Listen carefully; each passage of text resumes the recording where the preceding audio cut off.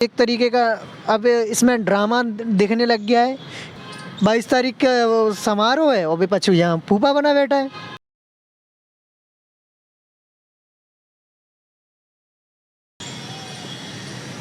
दिल में राम, मन में राम, कड़ कड़ में राम, हर घर में राम। मैं धीरू तोमर आपका बहुत बहुत स्वागत करता हूँ। मैं आज एक अपनी प्यारी सी स्माइल के साथ आपका स्वागत कर रहा हूँ जी। अब मैं कुछ ऐसी चीज़ों को लेकर के थोड़ा सा बात करने के मूड में था कि 22 जनवरी को हमारा बहुत प्यारा दिन बोल सकते हैं, उसको बोलेंगे ही क्यों नहीं। अरे हमारा हक जो है वो हमें मिल रहा है, हम बोलेंगे उसको लेकर के। पर कुछ चीज़ें हैं जो चीज़ों को देख कर के बोला जाता है कि यहाँ बंटवारा हो गया। ये मैं नहीं कह रहा, ये कुछ पार्टियां के लोग कह रहे हैं। कुछ लोग ये बोलते हैं कि बीजेपी वालों ने मंदिर बनवाया है, उन्हीं का मंदिर है, उन्हीं का समारोह है, हमारा क्या। कुछ लोग बोलते हैं बोले कि ये जो उनका समारोह है उसमें हमें नहीं बुलाया जा रहा, ये हमारे साथ भेदभाव है। किस में कितना दम, दूध में कितना पानी, वो सब चीज़ों पर अपन चर्चा करेंगे। पर मुझे ये समझ में नहीं आता कि राम किसी एक के तो है ही नहीं ना, तो फिर वहाँ बंटवारा किस चीज़ का। राम जी ने थोड़ी बोला था कि भैया आओ हमें बंटवारा कर दो हमारा आकर के। ना भाई, हमने तो ना सुनी कि राम जी ने ऐसा बोला हो कुछ भी। मेरी समझ से बाहर है कि विपक्ष इस चीज़ को एंजॉय करने के बजाय इसको इतना बढ़ा क्यों रहा है। उसको 22 जनवरी इतनी प्यारी क्यों नहीं लग रही, उसको 22 जनवरी में दिवाली क्यों नहीं दिख रही।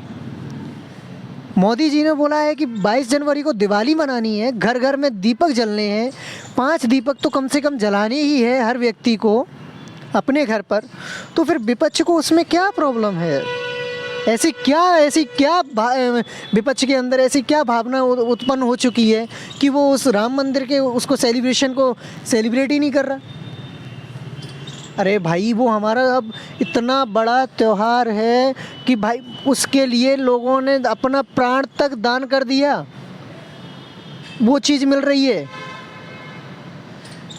अरे तुम खुद सोचो ना यार, भूख लगी हो तेज, खाना मिले 1-2 घंटे 3 घंटे बाद में, तो क्या वो खाना खाना आदमी बंद कर देगा क्या। भूख तो बढ़ेगी और अच्छे से खाएंगे, चाव से खाएंगे और खाना भी प्यारा लगता है। इच्छा होती है वो 4 गुना 6 गुना 10 गुना बढ़ जाती है उस समय पर। और हमारे राम मंदिर तो हमें कितने, भाई मेरे को तो पता नहीं कब का मुद्दा वो चल रहा है, पर मेरे को बस इतना पता है जब से मैंने देखा है राम मंदिर अब हमारा हो गया, हमारा हो चुका है। हम गर्व से कह रहे हैं भाई हम हिंदू हैं और हमारा राम मंदिर है। पर विपक्ष को इसमें क्यों सेलिब्रेशन नहीं करना भाई। नहीं बुला रहे, तुम नहीं बुलाने दो, हम तो जाएंगे यार। हाँ, अरे ठीक है, उनने 144 देशों को बुलाया हो या 216 देशों के प्रधानमंत्रियों को बुलाया हो, मुझे उससे मतलब ही नहीं है। उनके हैं क्या, अपनी है, अपने है ना।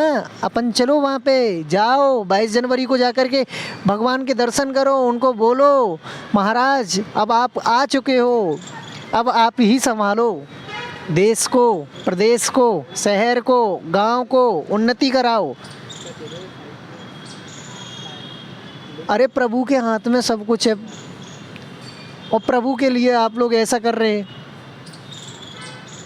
मुझे तो ये एक तरीके का अब इसमें ड्रामा दिखने लग गया है।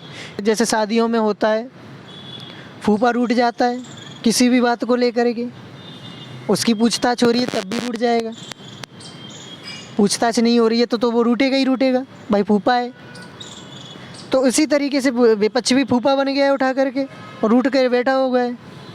22 तारीख का समारोह है और विपक्ष यहाँ फूफा बना बैठा है।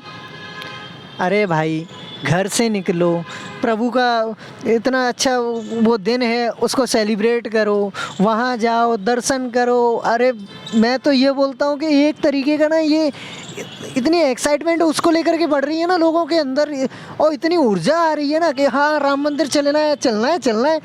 पर अपन लोग नहीं भाई, हमें नहीं बुलाया, हम नहीं जा रहे, हमने हमें नहीं बुलाया, हम जाएंगे ही नहीं, हम क्यों जाएं, हमें पूछ ही नहीं रहा कोई। तो भाई तुम्हें भगवान के आगे पूछेगा भी कौन? मेन तो वही है ना। उसको लेकर के तुम इतना बात को क्यों बढ़ा रहे हो? ठीक है, मानता हूँ बीजेपी वालों ने नहीं बुलाया तुम्हें, तुम जाओ, शान से जाओ, हमारे प्रभु है, हमें नहीं रोकोगे तुम। राम तुम्हारे अकेले के नहीं है, हमारे भी हैं। मैं तो कहता हूँ हर वर्ग का लोग जाना चाहिए, हर धर्म का लोग वहाँ पे जाए, वहाँ पे रामलला के दर्शन करे जा करके।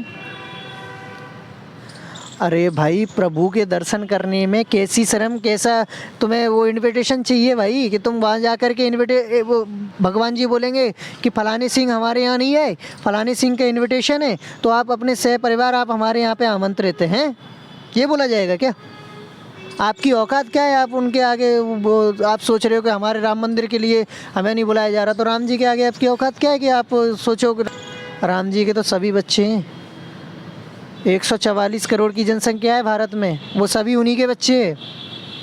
वो आप पर डिपेंड करता है, आप जाएं ना जाएं। आप नहीं जाएंगे तो उद्घाटन रुकेगा नहीं, आप चले जाएंगे तो उद्घाटन नहीं रुकेगा। उद्घाटन तब भी धूमधाम शोर शराबा से हो रहा था, अब भी धूमधाम शोर शराबा से होगा और आगे भी ऐसे ही चलता रहेगा।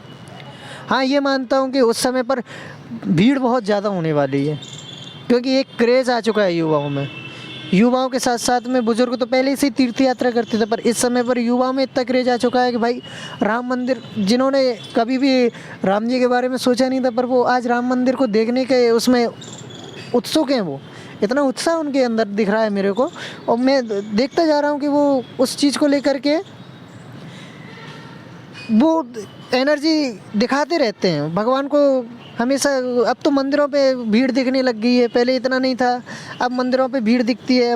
मंदिरों पे युवा वर्ग बहुत ज़्यादा नज़र आता है, लड़की लड़का सब नज़र आते हैं, क्योंकि उनको लगता है ना प्रभु के बिना तो अब कुछ है ही नहीं। और ये हकीकत है, प्रभु के बिना कुछ नहीं है, प्रभु के आगे कुछ नहीं है, प्रभु में ही सब समाहित है। घर में राम, मन में राम, दिल में राम, कड़कड़ में राम, जहाँ देखो वहाँ राम, और राम से बड़ा राम का नाम है ना। तो राम को समझो, राम को पहचानो, राम के साथ चलो। ये मत सोचिए कि उसने नहीं बुलाया, या ये मत सोचिए कि इसको बुलाया, ये नहीं। प्रभु के आगे तो सभी भिखारी हैं भाई, सीधी बात है। वहाँ कोई भी वो नहीं है, मालिक नहीं है कोई। हम उनके बच्चे हैं, हम तो उनसे मांगने जाते हैं भाई। तो उनको देखिए और समझिए और जाइए वहाँ पे। मैं तो जा रहा हूँ, आप भी चलिए, मेरे को बताते चलिएगा कि आप लोग जा रहे हैं कि नहीं जा रहे। कमेंट में मेरे को ज़रूर बताइएगा। जय श्री राम।